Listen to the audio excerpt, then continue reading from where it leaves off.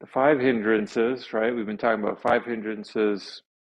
Last time we talked about egoism, and this time we'll talk about attachment and aversion. Attachment is Sukha Yusai Raga. No, Raga. Raga is attachment, right?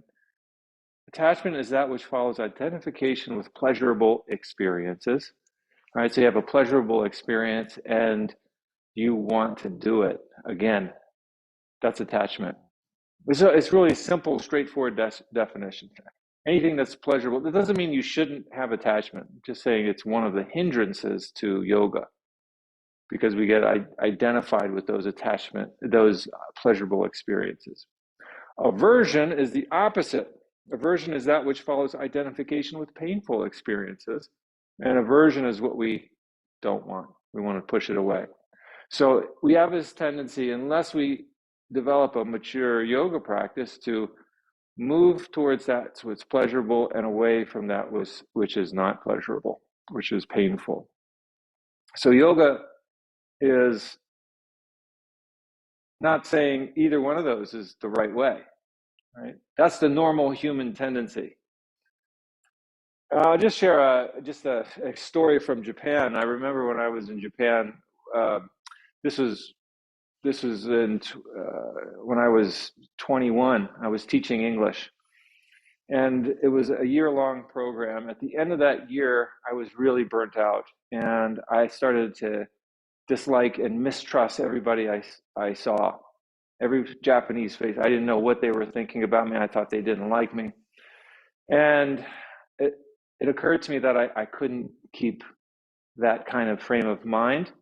And even though I felt not so good about myself and I wasn't trusting the people around me, I made the intentional decision to begin to smile and not really care if somebody liked me or didn't like me. Because I had all these projections I was putting on people. People were putting on me as a non-Japanese person. So I thought, you know what? It's up to me to decide if I'm going to be happy or not. And it has nothing to do with what other people think. So it was my way of letting go of some attachment to seeking pleasure and avoiding pain.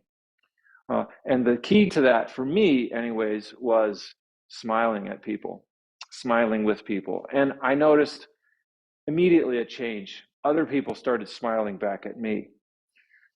There's a direct correlation between the smile and in Buddhism, right? The smile is, you'll see on numerous Buddha images, the Buddha is almost always smiling. And I think that's what that is. It's a way of overcoming the aversion that we might be experiencing. It's not a fake thing, but you do it as a way to break out of a particularly difficult mental rut that you might find yourself in. So my suggestion is, even if you don't feel like smiling, practice it. It will change the way you feel. It will change the projections others have on you. So it's just something to consider. I need to remind myself of it. So I'm reminding everybody else in hopes of reminding myself as well. All right. Who did that? Jokyo. Oh, the Joker. Yes, yeah, that's a diabolical smile. That's not the smile we want. But actually, it's the subtle smile. It's the subtle smile, right? It's not a big toothy grin. It's not a smile to manipulate others, to make them smile, but it's just if you look at this, No, it's a joke. I agree with you. And I believe it's not fake things, because you smile not for people, you smile is kind of for yourself. Exactly, yeah. Do it for yourself. So, amen. So probably it was that kind of joke. Well, it's a good point, because some people say, I can't smile. It doesn't have to be this big smile, right? Just a small smile. Yeah. Anyways, it's worth practicing. And I would say think about the Mona Lisa and the half smile. The half it's not smile. going to be intimidating or anything. Yeah. The half smile. Very good. Yeah, the half smile. All right. So let's start keeping that in mind. Let's do some movement here. And, swaying a little bit left and right. I'm going to start out stretching the side of the body little by little, not too much to one side or the other, not too fast. Probably good to go a little bit slower at the start until we get warmed up a little bit more.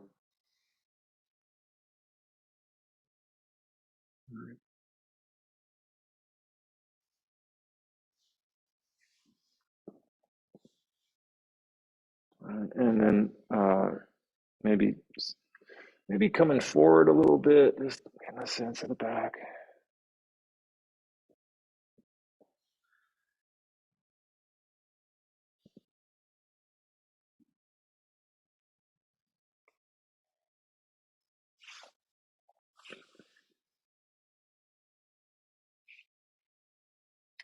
And here's another thing you can try, just kind of rolling your opposite shoulder towards, rolling it up and forward as you lean, and then doing the other way. That'll help stretch some of those muscles in the back on one side. Just by lifting the shoulder up, you might feel a little pulling in those muscles down in the low back.